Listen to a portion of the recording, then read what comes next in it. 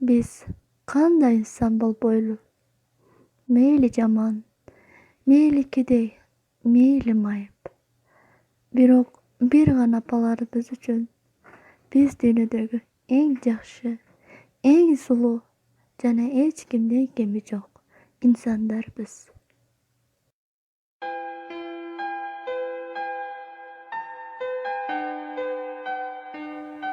Сеземин жашырганынды, көз жашынды. Сезбечуудой менде карайын жылмайыңкы. Элдердин таштап кет кызыңды деген сөзүн дагы укканымды.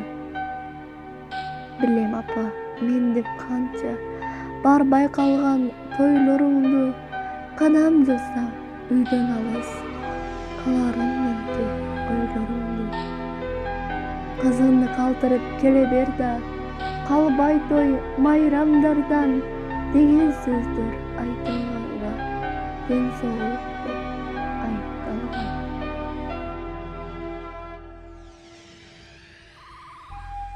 Айта берип бүтпөй койдум арызымды, актай албай перзенттик парызымды.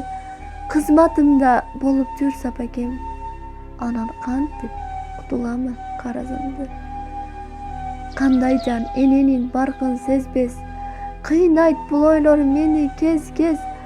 Колдон келсе эстелик тургузалы, Майыптын энеси болуу оңой эмес, Майыптын апасы болуу оңой эмес.